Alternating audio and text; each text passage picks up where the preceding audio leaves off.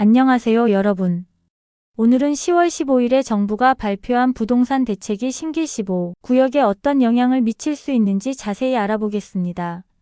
최근 부동산 시장이 과열되면서 정부가 강력한 규제 카드를 꺼내들었는데요. 특히 재개발, 재건축 시장을 겨냥한 규제가 상당히 강력합니다. 과연 신길 15 재개발 조합원들은 어떤 영향을 받게 될까요? 지금부터 하나씩 살펴보겠습니다. 먼저 1015 대책에서 재개발과 관련된 핵심 내용을 짚어보겠습니다. 가장 강력한 규제는 바로 조합원 지위양도 금지입니다. 규제 지역에서는 관리 처분인가 이후에 조합원 지위를 양도할 수 없게 됩니다. 매매 거래 자체는 가능하지만 양수인은 조합원 자격을 받을 수 없고 현금 청산 대상이 되는 거죠. 쉽게 말해서 투기 목적으로 조합원 권리를 사고 파는 것을 원천적으로 막겠다는 겁니다. 두 번째로 조합원 분양 신청도 제한됩니다. 규제 지역 지정일부터 분양 대상자로 선정된 조합원이나 일반 분양자는 5년 동안 투기과열지구에 있는 다른 정비사업에서 조합원 분양을 신청할 수 없습니다. 여러 재개발 사업에 동시 참여하는 것을 막는 거죠. 세 번째는 재건축 공급수 제한입니다. 규제 지역에서 재건축은 조합원당 1주택으로 제한되는데요. 다만 종전 자산 가격이나 면적 범위 내에서는 2주택, 즉 1+1까지 가능합니다.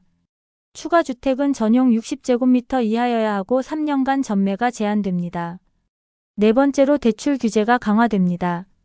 규제 지역 내 1주택 보유자가 재건축이나 재개발로 중도금이나 이주비 대출을 받으면 추가 주택 구입이 불가능해집니다.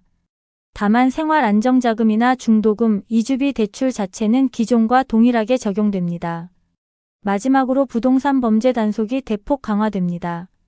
경찰청 주관으로 전국 경찰 841명을 편성해서 재건축, 재개발 비리를 중점적으로 단속하는 특별 단속이 10월부터 시작되었습니다.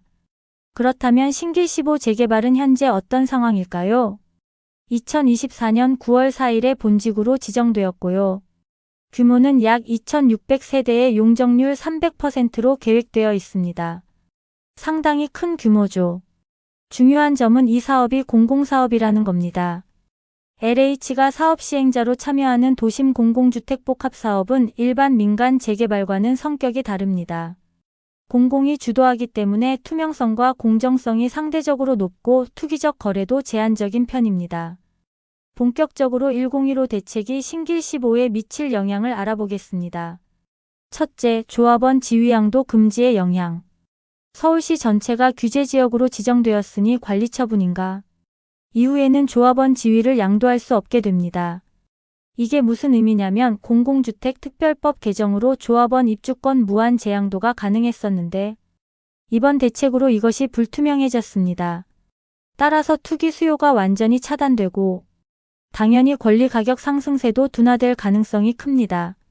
하지만 신길 15는 공공사업이기 때문에 민간 재개발보다는 영향이 제한적일 수 있습니다. 애초에 공공이 주도하는 사업은 일반 재개발보다 투기적 거래가 적은 편입니다. 투명하게 운영되고 공정한 절차로 진행되기 때문이죠. 따라서 1015 대책의 직접적인 타격은 상대적으로 덜할 수 있습니다. 긍정적인 측면도 있습니다. 투기 수요가 차단되면 적정한 사업비를 산정할 수 있고 주민들 간의 갈등 요소도 줄어들 수 있습니다. 하지만 부정적인 측면도 무시할 수 없죠. 조합원 분양 신청이 제한되면서 수요가 줄어들 수 있고 대출 규제가 강화되면 조합원들의 자금 조달이 어려워질 수 있습니다. 결국 사업성이 떨어지면서 사업 속도가 지연될 가능성도 있습니다. 신길 15구역은 2024년 9월 4일에 본직으로 지정되었으니 아직 관리 처분인가 전 단계입니다. 조합원 지위양도 금지는 관리 처분인가 이후에 적용되는 규제이기 때문에 당장은 적용되지 않습니다. 하지만 향후 관리 처분인가 시점에 규제가 적용될지 여부가 중요한 변수가 되겠죠. 투자 관점에서 보면 어떨까요? 공공사업이라는 특성상 실거주 목적으로 참여하는 조합원들에게는 큰 영향이 없을 수 있습니다. 원래 살 목적으로 들어가는 거니까 지위양도나 재매각 같은 게 중요하지 않죠. 하지만 재매각이나 지위양도를 통해서 단기 차익을 실현하려고 했던 분들에게는 상당히 불리해집니다. 그런 길이 막혀버리는 거니까요. 결국 장기 실거주나 안정적인 투자 목적이라면 영향이 제한적이지만 단기 투자 목적이라면 신중하게 접근해야 할 것 같습니다. 정리해 보겠습니다. 신길 15 재개발은 공공사업이라는 특성 때문에 1015 대책의 직접적인 타격은 일반 민간 재개발보다 덜할 것으로 보입니다. 하지만 전반적인 재개발 시장의 분위기가 위축되고 대출 규제가 강화되는 것은 피할 수 없을 겁니다. 이런 전반적인 시장 환경 변화는 신길 15에도 불가피하게 영향을 미칠 것으로 예상됩니다. 그리고 관리 처분인가 시점에 어떤 규제가 적용될지를 지켜보는 겁니다. 실거주 목적이라면 크게 걱정하지 않으셔도 되지만 투자 목적이라면 좀 더 신중하게 접근하시는 게 좋겠습니다. 오늘은 1015 부동산 대책이 신길 15 재개발에 미칠 영향에 대해서 알아봤습니다. 재개발 시장이 큰 변화를 맞이하고 있는 만큼 앞으로도 정부 정책과 시장 동향을 주의 깊게 지켜봐야 할 것 같습니다. 도움이 되셨다면 구독과 좋아요 부탁드리고요. 다음에도 유익한 정보로 찾아뵙겠습니다. 감사합니다.